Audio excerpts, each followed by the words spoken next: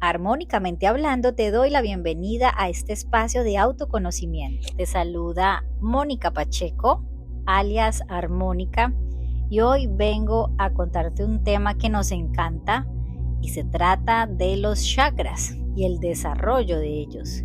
Así que hoy vengo a leerte una investigación que hice de unos estudios de escritos esotéricos, más exactamente de la sigla ISVEE, quiere decir Isis sin velo en español. Y sin más preámbulos, comenzamos este capítulo. Los chakras, desarrollo de los chakras. Funciones de los despertados chakras. Además de mantener vivo el cuerpo físico, los chakras desempeñan otra función cuando están en plena actividad. Cada chakra etéreo corresponde a otro astral, pero como este es un vórtice de 4 dimensiones, tiene una extensión de que carece el vórtice del chakra etéreo y por lo tanto no pueden coincidir exactamente ambos chakras, aunque coincidan en las 3 dimensiones del etéreo. El chakra etéreo está siempre en la superficie del doble etéreo, mientras que el chakra astral está frecuentemente en el interior del cuerpo astral. Los chakras etéreos en plena actividad o completamente despiertos transfieren a la conciencia física toda cualidad inherente en el correlativo chakra astral. Así es que antes de catalogar los resultados dimanantes del despertamiento a la plena actividad de los chakras etéreos, conviene considerar la función de los chakras astrales, aunque estos ya están en plena actividad de todas las personas cultas de las últimas razas. Así pues, ¿qué efecto produce en el cuerpo astral el avivamiento de los chakras astrales? Chakras astrales. El primero de estos chakras, según ya dijimos, es el foco del Kundalini o fuego serpentino. Existen en todos los planos y cuya actividad despierta los demás chakras. Debemos considerar el cuerpo astral como si originariamente hubiera sido una masa casi inerte con muy vaga conciencia, sin definida capacidad de actuación ni claro conocimiento del mundo circundante. Por lo tanto, lo primero que sucedió fue el despertamiento del fuego serpentino en el hombre astral. Una vez actualizada dicha energía, pasó al segundo chakra astral, correspondiente al esplénico físico, por cuyo medio vitalizó todo el cuerpo astral, capacitando al hombre astral para viajar conscientemente con todavía vago concepto de lo que encontraba en sus viajes. Después pasó al Kundalini, al tercer chakra astral, correspondiente al umbilical físico, y lo vivificó despertando en el cuerpo astral la facultad de recibir toda clase de sensaciones, aunque sin todavía percibirlas claramente. La vivificación del cuarto chakra astral, correspondiente al cardíaco físico, capacitó al hombre para recibir y comprender las vibraciones de otras entidades astrales y simpatizar con ellas, de modo que conociera instintivamente sus sentimientos. El despertamiento del quinto chakra astral, correspondiente al laríngeo, confirió al hombre la facultad de audición en el plano astral. Esto es, que le actualizó el sentido que en el mundo astral produce en nuestra conciencia el mismo efecto que en el mundo físico llamamos audición.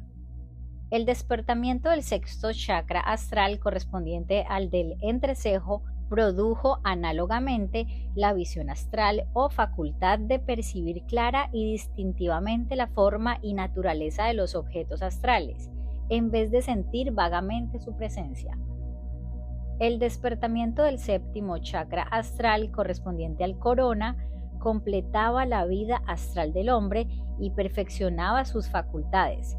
Respecto al séptimo chakra astral, parece existir alguna diferencia según el tipo a que el hombre pertenezca. En muchos individuos, los vórtices del sexto y séptimo chakras astrales convergen ambos en el cuerpo pituitario, que en tal caso es el único enlace directo entre el cuerpo físico denso y los cuerpos superiores de materia relativamente sutil. Pero otros individuos, aunque todavía enlazan el sexto chakra astral con el cuerpo pituitario, inclinan el séptimo hasta que su vórtice coincide con el atrofiado órgano llamado glándula pineal, que en tal caso se reaviva y establece directo enlace con el mental inferior sin pasar por el ordinario intermediario del astral. A este tipo de hombres se refería Blavatsky al ponderar la importancia del despertamiento de la glándula pineal. También la doctora Besant dice que tal despertamiento se inicia en diferentes planos según el individuo. A este propósito, transcribimos el siguiente pasaje del estudio sobre la conciencia. La construcción de los centros y su gradual organización en ruedas o chakras puede empezar desde cualquier vehículo y en cada individuo empezará en el vehículo correspondiente a su especial tipo de temperamento, que dará la tónica de mayor actividad en la construcción de todos sus vehículos y su gradual conversión en instrumentos eficaces para que la conciencia se manifieste en el plano físico. Así tendremos que el centro de actividad podrá estar en cualquiera de los cuerpos físico, astral, mental, causal o en otro más superior, según el tipo de temperamento, y desde allí actuará hacia arriba o hacia abajo para modelar vehículos capaces de servir de expresión a dicho temperamento. Sentidos astrales. En cierto modo y hasta cierto punto, los chakras astrales pueden considerarse como los sentidos del cuerpo astral, pero conviene definir este concepto para evitar errores, porque se ha de tener presente que aunque para mejorar la inteligencia hablamos de la vista y del oído astral, estas expresiones significan la facultad de responder a las vibraciones transferibles a la conciencia del ego cuando actúa en el cuerpo astral, análogamente a cómo transfiere a su conciencia las percepciones visuales y auditivas recibidas por los ojos y oídos del cuerpo físico. Pero en la actuación astral no se necesitan especializados órganos para lograr dicho resultado, pues en todo el cuerpo astral hay materia capaz de responder a las vibraciones procedentes del exterior, y por consiguiente, al actuar el ego en el vehículo astral, lo mismo ve los objetos que están delante como los que están detrás de él y encima, debajo y a los lados, sin necesidad de volver a la cabeza. Por lo tanto, los chakras astrales no pueden considerarse en rigor como órganos sensorios, puesto que no por ellos ve u oye el hombre astral como por ojos y oídos ve y oye el hombre físico. Sin embargo, la percepción astral depende del despertamiento de los chakras astrales, porque cada uno, al despertar a plena actividad, da al cuerpo astral la virtud de responder a un nuevo orden de vibraciones. Como quiera que todas las partículas del cuerpo astral estén en incesante movimiento, como las del agua en ebullición, todas ellas pasan sucesivamente por cada chakra, el cual a su vez infunde en ellas la virtud de responder a determinado orden de vibraciones, de modo que todos los puntos del cuerpo astral son igualmente perceptivos. Pero aunque la percepción astral sea completa, no por ello puede el hombre transferir a la conciencia física ninguna de las consecuencias de su actual astral. Despertar del Kundalini. Mientras se iba vivificando el cuerpo astral según queda indicado, el hombre físico desconocía por completo el proceso, y la única manera de identificar las conciencias física y astral es el despertamiento de los chakras etéreos, que puede lograrse por varios medios, según la escuela de yoga que haya aceptado el estudiante. En la India existen 7 escuelas de yoga, a saber: primera, Raya o Raja; segundo, Karma; tercera, Nana o Jnana; cuarta, Hatha; quinta, Laya Olaya, sexta Bhakti, séptima Mantra. Algo de estas escuelas o sistemas de yoga expuse en la segunda edición de Los Maestros y el Sendero, y el profesor Wood los ha descrito acabadamente en su obra Raja Yoga, The Occult Training of the Hindus. El yoga Raja, la disciplina oculta de los hindús. Todos los sistemas de yoga reconocen la existencia e importancia de los chakras, pero cada cual emplea un método distinto para desarrollarlos.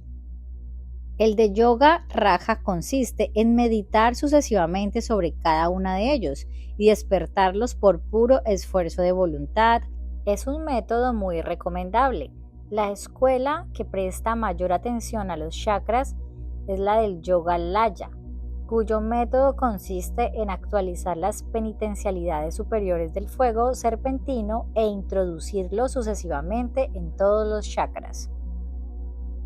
Esta actualización de las superiores potencialidades del fuego serpentino necesita un deliberado y perseverante esfuerzo de voluntad, porque para poner el primer chakra en plena actividad es preciso avivar las capas internas del fuego serpentino, y una vez vivificado el chakra fundamental, vivifica con su formidable energía a todos los demás, dando por resultado el transporte a la conciencia física de las facultades actualizadas por el despertamiento de su correspondiente chakra astral.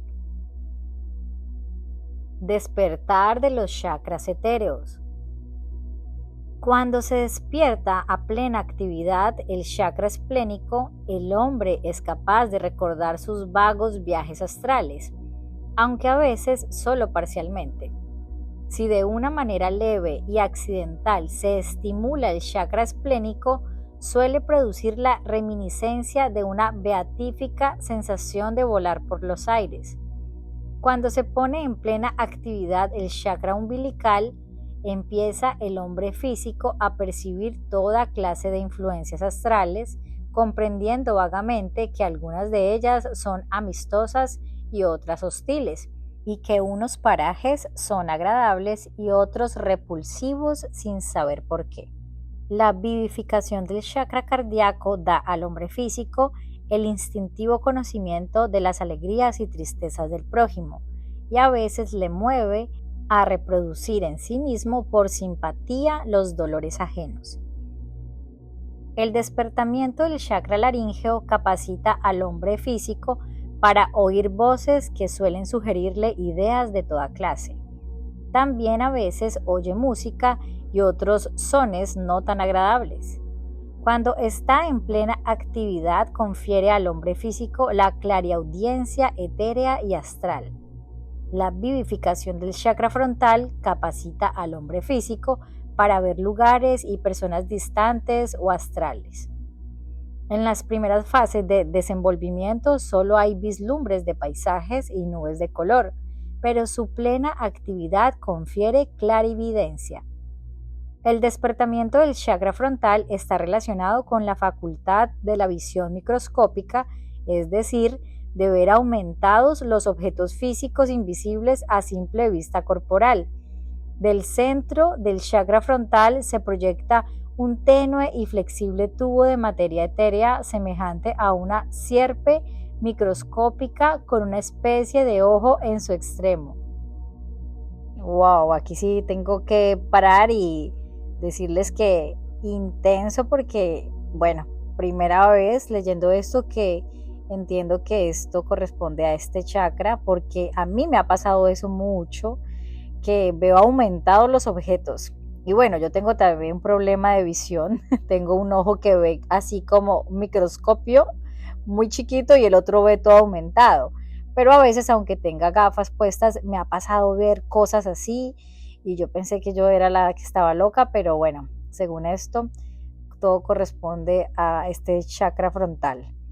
Y con respecto a la clariaudiencia y clarividencia, esos también fueron de mis primeros síntomas de mi despertar también. Yo escuchaba los rezos de las personas y eso fue bien fuerte, como que literal, plegarias de personas cuando yo iba caminando, Y también respecto a la clarividencia, viendo también espectros, formas de ángeles. También en el Amazonas tuve un tiempo bien fuerte donde veía espíritus, eran literal como almas que no se habían podido como ascender más bien, y estaban literal como en un inframundo, eran como almas en pena que dicen, todas vestidas de negro. De hecho tuve contactos con algunas y también era como me pedían plegarias, como que podía rezar por ellas, así que también tuve esos momentos de bastante conexión espiritual y aprendí muchísimo. Bueno, continuamos. Es el órgano peculiar de esta modalidad de clarividencia, y el ojo que termina puede dilatarse o contraerse para alterar la potencia aumentativa según el tamaño del objeto que se examina. Esto es lo que significan los libros antiguos al hablar de la virtud que puede tener un hombre de hacerse grande o pequeño a voluntad. Para examinar un átomo, el clarividente emplea un órgano de visión de tamaño adecuado al del átomo. La sierpe proyectada del chakra frontal tuvo su símbolo en el tocado de los reyes de Egipto, en quienes, como en los sumos sacerdotes de aquel país, se suponía la clarividencia entre otras ocultas facultades. Cuando el chakra coronario está plenamente activo, el ego puede salir por ahí y dejar conscientemente su cuerpo y restituirse a él sin la ordinaria interrupción, de modo que estará consciente noche y día. Cuando el fuego serpentino ha pasado por todos los chakras siguiendo un orden que varía según el tipo de hombre, no se interrumpe la conciencia hasta la entrada en el mundo celeste al finir la vida astral. De modo que no hay diferencia entre la temporánea separación del cuerpo físico durante el sueño y la definitiva en el momento de la muerte. Clarividencia eventual. Antes de llegar al estado que hemos referido, puede tener el hombre físico algunas vislumbres del mundo astral, porque a veces estimulan y ponen uno u otro de los chakras en temporánea actividad ciertas vibraciones de insólita violencia, sin que por ello se avive el fuego serpentino, aunque también puede suceder que este fuego se avive en parte y determine entre tanto clarividencia espasmódica, porque según ya dijimos, el kundalini o el fuego serpentino tiene 7 capas o grados de energía. Y suele suceder que quien esté ejerciendo su voluntad con el propósito de despertar esta energía solo consiga avivarla en un grado, y entonces, creído de que ya terminó su obra, echará de ver que no le da los resultados que esperaba y habrá de reanudarla varias veces, ahondando más y más hasta que todo el fuego serpentino quede en plena actividad. Peligro de la prematura actualización. El kundalini, esta ígnea energía, como la llama la voz del silencio, es en verdad semejante a fuego líquido que se difunde por todo el cuerpo cuando ha actualizado la voluntad y circula en espiral como una serpiente. En plena actividad se le puede denominar la madre del mundo, porque vivifica los diversos vehículos humanos, de modo que el ego sea consciente de todos los mundos. En el hombre ordinario está el kundalini latente en el chakra fundamental, sin que en toda la vida terrenal advierta ni sospeche su presencia, y mucho mejor es que en él permanezca así latente hasta que el hombre haya hecho definidos progresos morales con voluntad bastante recia para dominarlo y con pensamientos lo suficientemente puros para arrostrar sin daño su actualización.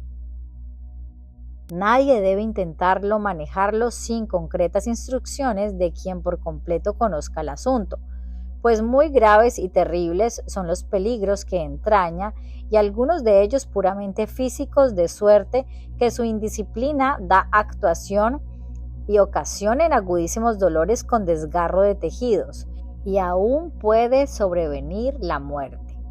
Sin embargo, este es el más leve daño que puede producir, porque además infiere perdurables trastornos a los vehículos superiores al físico. Una de las más frecuentes consecuencias de activar prematuramente el fuego serpentino es que fluye hacia abajo del cuerpo en vez de ascender y excita las más torpes pasiones y las intensifica hasta un punto en que le es imposible al hombre dominarlas, ni siquiera resistirlas, porque ha actualizado una energía en cuya presencia está tan perdido como el nadador ante las mandíbulas del tiburón. Tales individuos se convierten en sátiros, en monstruos de depravación, porque están en las garras de una energía muy superior a la ordinaria resistencia del hombre. Probablemente adquirirán ciertas facultades psíquicas, pero de tal índole que los pondrán en contacto con un inferior orden de evolución con el que no debe relacionarse la humanidad, y para librarse de semejante esclavitud puede necesitar más de una encarnación en el mundo terreno. No exagero el horror de este estado como lo exageraría quien tan solo de oídas lo conociese. Me han venido a consultar personas laceradas con tan terrible dolencia y con mis propios ojos vi cuánto les sucedía. Hay una escuela de magia negra que de propósito utiliza el fuego serpentino para activar cierto chakra inferior del que nunca se valen, de tal modo los observantes de la buena ley. Algunos autores niegan la existencia de tal chakra, pero los brahmanes de la India meridional me aseguraron que hay yogis dravidianos que enseñan a sus discípulos a usarlo, aunque no precisamente con maligno fin. No obstante, el riesgo es demasiado grave para exponerse a él, cuando por medio más seguro es posible obtener el mismo resultado. Aún aparte de su mayor peligro, la prematura actualización de los aspectos superiores del Kundalini tiene muchas otras funestas posibilidades, pues intensifica todo cuanto existe en la naturaleza humana e influye en las bajas y malignas cualidades mayormente que en las buenas. Por ejemplo, en el cuerpo mental se despierta vivamente la insana ambición que muy luego alcanza un increíble grado de desordenada intensidad. Probablemente acrecentará las facultades intelectuales, pero al propio tiempo engendrará un satánico orgullo, inconcebible para el hombre ordinario. No es prudente creer que cualquiera esté preparado para afrontar tal cual energía que en su cuerpo se actualice, pues no será de las modalidades ordinarias, sino de todo punto irresistible.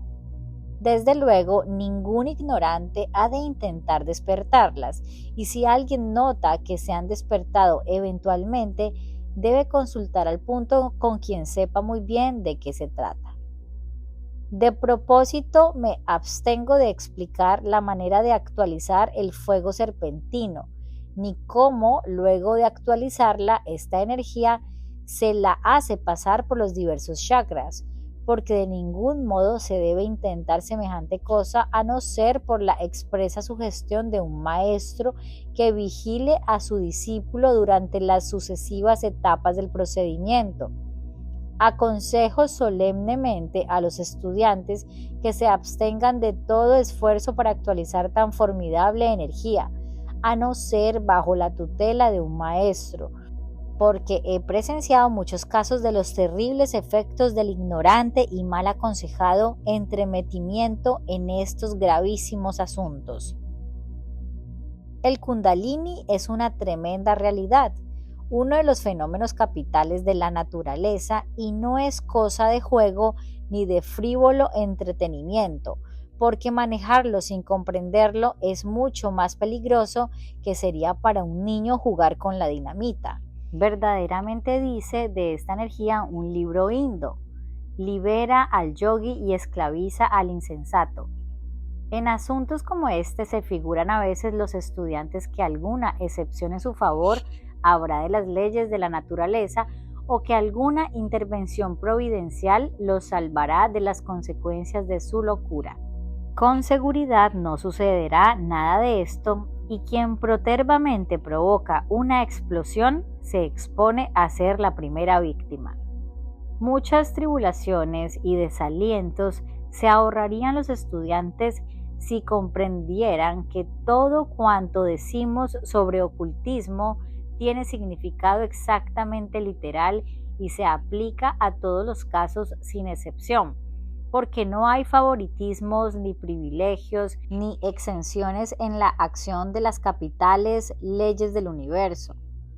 Todos apetecen realizar cuantos experimentos les sean posibles y todos presumen de suficiente preparación para recibir las más altas enseñanzas y para el más adelantado desenvolvimiento, pero ninguno quiere trabajar pacientemente en la mejora del carácter, ni emplear tiempo ni energías en servicio de la sociedad, mientras aguarda que un maestro le anuncie que ya está dispuesto a seguir adelante. Repito en esta ocasión el antiguo aforismo eternamente verídico: buscad primero el reino de Dios y su justicia, y lo demás se os dará por añadidura. En algunos casos se actualizan espontáneamente los grados inferiores del fuego serpentino, de suerte que se observa un mortecino resplandor, y aún es posible, aunque muy raro, que empiece a moverse. Cuando esto ocurre puede ocasionar vivo dolor, pues los conductos no están dispuestos para el paso y la energía se lo ha de abrir quemando gran cantidad de escorias etéreas con grave sufrimiento del individuo. Al despertar espontáneamente el fuego serpentino, o si lo actualiza algún accidente, propende a pasar la energía por el conducto medular, siguiendo el mismo camino ya tomado por su inferior y moderada manifestación. A ser posible, se ha de detener el movimiento por un esfuerzo de voluntad, pero si con esto no se logra, como será lo más probable, no hay que alarmarse por ello, porque es muy fácil que salga por la cabeza sin otro daño que una ligera debilidad. Lo peor que cabe temer en este caso es una temporal pérdida de conciencia. El horrible peligro no está en que la energía ascienda, sino en que descienda y se interne más abajo de la columna vertebral. La principal función de Kundalini respecto del oculto desenvolvimiento del hombre es que al pasar por los chakras etéreos los aviva y convierte en más eficaces puntos de conexión entre los cuerpos físico y astral. Dice la voz del silencio que cuando el fuego serpentino llega al chakra frontal, lo pone en plena actividad y confiere al hombre la virtud de oír la voz del maestro, que en este caso significa la voz del yo superior. Se funda esta afirmación en que cuando el cuerpo pituitario funciona ordenadamente, sirve de perfecto enlace con el vehículo astral, de modo que por su medio se transmiten todas las comunicaciones procedentes del interior. No solo este chakra, sino todos los superiores se habrán de actualizar plenamente y responder a todo linaje de influencias de los subplanos astrales.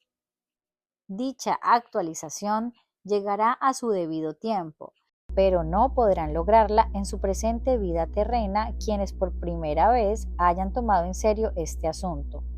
Algunos indos acaso lo consigan desde luego porque sus cuerpos son más adaptables por herencia, pero la mayoría de cuantos en la vida actual estudian los chakras habrán de esperar en otra vida su pleno despertamiento. En cada encarnación se ha de reiterar el dominio del fuego serpentino, puesto que cada vez son nuevos los vehículos físicos astral y mental inferior. Pero si en una vida precedente se logró subyugar, serán muy fáciles las repetidas subyugaciones. Conviene recordar que la acción del fuego serpentino difiere según el tipo de individuo, y así algunos verán a su yo superior más bien que oír su voz. Además, la voz entre lo inferior y lo superior tiene muchos grados, pues para la personalidad significa la influencia del ego, mientras que para el ego significa la influencia de la mónada y para la mónada significa la conciencia expresión del logos. Experiencia personal. De algo servirá mencionar mi personal experiencia sobre este punto. Durante los primeros años de mi residencia en la India, hace ya más de 40, no me esforcé en despertar el fuego serpentino, ni sabía gran cosa de él, pues me figuraba que para manejarlo era necesario haber nacido con un especial cuerpo físico que yo no poseía. Pero un maestro me insinuó que con cierta clase de meditación despertaría el fuego serpentino. Desde luego puse en práctica el consejo y con el maestro vigilaba el procedimiento y me hubiera detenido en caso de peligro. Me dicen que algunos ascetas indos enseñan a sus discípulos la manera de actualizar el Kundalini, vigilándolos cuidadosamente durante todo el procedimiento, pero no conozco a ninguno de estos ascetas, ni aunque los conociera, me fiaría de ellos a menos de que me los recomendase quien yo supiera que poseía verdadero conocimiento. A menudo vienen a decirme muchos que les aconseje lo que han de hacer para actualizar el fuego serpentino. Y les digo que hagan lo mismo que yo hice, o sea, entregarse a la obra teosófica y esperar y recibir la concreta orden de algún maestro que se digne dirigir su desenvolvimiento psíquico y continuar entre tanto los ordinarios ejercicios de meditación. No deben preocuparse de si el despertamiento de la serpentina energía sobrevendrá en la vida actual o en la siguiente, sino que han de considerar el asunto desde el punto de vista del ego y no de la personalidad, con la absoluta certeza de que los maestros están siempre a la mira de aquellos a quienes puedan auxiliar, sin que nadie les pase por inadvertido y que indiscutiblemente dan en tiempo oportuno sus instrucciones. Nunca oí decir que el desenvolvimiento psíquico tuviese límite de edad y por lo tanto no creo que la edad sea para ello obstáculo con tal de que el individuo goce de perfecta salud, pues la salud es condición necesaria, porque solo un cuerpo robusto puede soportar el esfuerzo que ha de ser mucho más vigoroso de lo que a quienes no han hecho intento alguno les quepa imaginar. Una vez actualizada la energía kundalínica, se ha de dominar rigurosamente y dirigir hacia los chakras en un orden que difiere según el tipo del individuo. Para que la energía se mueva eficazmente es indispensable dirigirla en determinado sentido que el maestro explicará en tiempo oportuno. La tela etérea. Ya dije que los chakras astrales y etéreos están en íntima correspondencia, pero entre ellos interpretándolos de manera difícil de describir, hay una cubierta o tela de compacta textura constituida por una capa de átomos físicos ultérrimos muy comprimidos y bañados por una especial modalidad de energía vital. La vida divina que normalmente desciende del cuerpo astral al físico está sintonizada de modo que pasa por la tela con toda facilidad, pero esta tela es infranqueable barrera para las demás modalidades de energía que no pueden utilizar la materia atómica de los planos físico y astral, y así es el instrumento natural para impedir la prematura comunicación entre los planos que fuera irremediablemente perjudicial. Dicha tela impide en condiciones normales el claro recuerdo de lo ocurrido durante el sueño y es la causante de la temporánea inconsciencia que subsigue siempre a la muerte. Sin la misericordia provisión de la tela etérea, el hombre ordinario que nada sabe de estas cosas y está completamente desprevenido contra ellas, podría ser en cualquier momento víctima de una entidad astral que lo pusiera bajo la influencia de energías irresistibles, o bien estaría expuesto a la constante obsesión por parte de cualquier entidad astral deseosa de apoderarse de sus vehículos. Desde luego, se comprende que un desperfecto o daño en esta tela ocasionaría un terrible desastre. Muchas maneras hay de estropear la tela y por lo tanto debemos esforzarnos cumplidamente en evitarlos. Puede estropearse por accidente o por algún hábito. Una violenta sacudida del cuerpo astral ocasionada por un terrible pasmo puede desgarrar de parte a parte la tela y enloquecer al individuo. También puede producir el mismo efecto un tremendo arrebato de cólera o cualquier otra violentísima emoción de siniestra índole. Efectos del alcohol y narcóticos. De dos clases son los hábitos viciosos o prácticas nocivas que pueden estropear la tela protectora. El uso del alcohol y los narcóticos o el empeño en abrir puertas que la naturaleza mantiene cerradas por medios como los descritos en algunas comunicaciones espiritistas, ciertos alcaloides y bebidas, sobre todo el alcohol y los narcóticos, incluso el tabaco, contienen sustancias que al descomponerse se volatilizan y algunas de ellas pasan del plano físico al astral por conducto de los chakras en dirección opuesta a lo normal, de modo que la repetición de esta anormalidad deteriora gravemente y al fin destruye la delicada tela protectora. Este deterioro y destrucción puede ocurrir de dos maneras distintas según el tipo del individuo y la proporción de las sustancias nocivas en su doble etéreo y en su cuerpo astral. En primer lugar, las sustancias volatilizadas queman la tela y con ello abren la puerta a toda clase de bastardas energías y malignas influencias.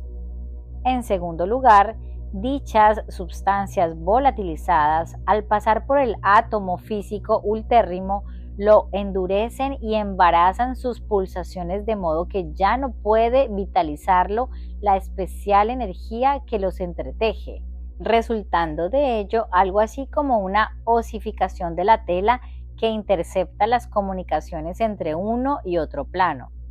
Podemos observar en el beodo habitual los efectos de ambas clases de deterioro.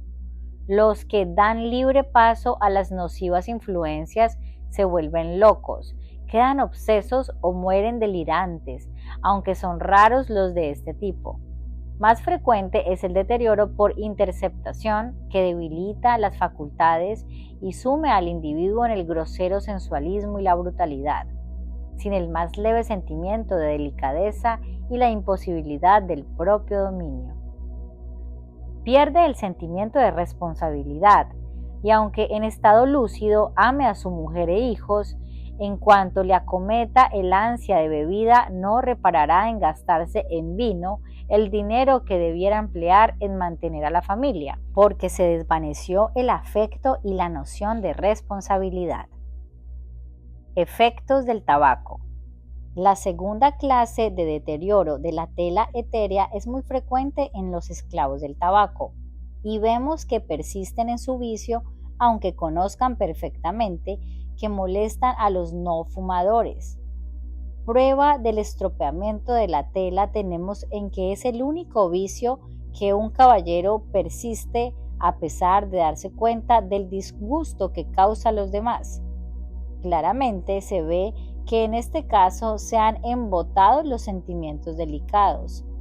De tal modo esclaviza este nocivo hábito a los que lo contraen, que no son capaces de vencerlo, y todo instinto de caballerosidad se olvida en tan insensato y horrible egoísmo. Sus perniciosos efectos son evidentes en los cuerpos físico, astral y mental. Empapa al hombre de partículas sumamente impuras, cuyas emanaciones son tan groseramente materiales que hieren el olfato. Astralmente no solo introduce impurezas el tabaco, sino que amortigua muchas vibraciones y por esta razón suele decirse que calma los nervios. Mas el adelanto en ocultismo no requiere que se amortiguen las vibraciones, ni que se cargue el cuerpo astral de nauseabundas y ponzoñosas partículas. Por el contrario, necesitamos responder instantáneamente a toda posible longitud de ondas y al propio tiempo dominarnos tan completamente que nuestros deseos sean como caballos regidos por la razón, que nos lleven a donde queramos y no nos arrastren en su desenfreno como hace el pernicioso hábito del tabaco, colocándonos en situaciones donde la naturaleza superior comprende que jamás debiéramos hallarnos. Sus resultados después de la muerte son también de lo más desastroso, porque determinan una especie de osificación o parálisis del cuerpo astral, de suerte que durante largo tiempo, por semanas y aún meses, permanece el hombre desamparado, estólido, apenas consciente y como preso en una mazmorra sin poder comunicarse con nadie e incapaz de recibir entre tanto las influencias superiores. ¿Vale la pena de sufrir todas estas aflicciones por una pitada de tabaco? Es el tabaco muy pernicioso y debe cuidadosamente evitarlo quien verdaderamente anhele disipar sus vehículos y adelantar en el sendero de santidad. Según dijimos, las vibraciones solo pueden pasar de un plano a otro por los subplanos atómicos, pero cuando por el uso del tabaco se aminora su potencia responsiva, afecta también esta aminoración o amortiguamiento a los subplanos segundo y tercero, de suerte que la comunicación entre el astral y el físico por intermedio del doble etéreo solo puede efectuarse por los subplanos inferiores de cada plano, donde hormigueen las siniestras y malignas influencias cuyas groseras y violentas vibraciones excitan la respuesta. Apertura de las puertas. Aunque la naturaleza toma exquisitas precauciones para resguardar los chakras, no es su propósito que permanezcan siempre rígidamente cerrados. Hay un normal procedimiento de abrirlos. ¿Acaso fuera más propio decir que la naturaleza no se propone abrir los chakras más de lo que está, sino que el hombre debe perfeccionarse de modo que acreciente hasta la plenitud su actividad? La conciencia del hombre ordinario no es capaz todavía de utilizar la materia atómica del cuerpo físico ni la del astral, y por lo tanto, en circunstancias normales, no puede establecer voluntaria comunicación entre los dos planos. El único medio de lograrlo es purificar ambos vehículos hasta que se vitalice la materia atómica de ellos, de modo que todas las comunicaciones entre uno y otro pasen por su obligado camino. En tal caso, la tela etérea se mantiene en el mayor grado de posición y actividad, y en consecuencia ya no es un obstáculo para la intercomunicación, pero prosigue impidiendo el contacto entre los subplanos inferiores que darían paso a toda ralea de siniestras influencias. Por este motivo, amonestamos siempre a los estudiantes de ocultismo y a todos en general que esperen a que las facultades psíquicas se actualicen a su debido tiempo como una consecuencia del perfeccionismo del carácter, pues según inferimos del estudio de los chakras, así ciertamente ha de suceder. Tal es la evolución natural, el único medio seguro que allega al estudiante todos los beneficios y le evite todos los peligros. Tal es el sendero que nuestros maestros hallaron en el pasado y es por lo tanto nuestro actual sendero. Listo, esto es todo por hoy. Hemos llegado al final de esta primera parte de la investigación de Isis sin velo en español y los estudios y escritos esotéricos. Y por último, tengo un regalo para ti. Escríbeme un mensaje directo a mi Instagram, soy Armónica, con el número 17, así solito, 17. Así tendrás acceso al PDF con esta investigación de los chakras. ¡Qué emoción! Te felicito por tu camino del héroe, que sigas nutriendo tu mente, cuerpo y alma y construyas tu propia biblioteca armónica con contenido que de verdad ha estado oculto por muchos años. No es tan fácil de conseguir, pero yo te lo traigo con mucha armonía para ti. Traigo a la luz esta información de tanto autoconocimiento y expansión. Cualquier inquietud, mensajito de amor, etcétera, pues házmelo saber en los comentarios para seguir hablando armónicamente. Gracias por quedarte hasta el final. Yo soy Armónica y te mando muchos besos y abrazos. Sigue caminando por la vida en alegría y valentía. Bye bye.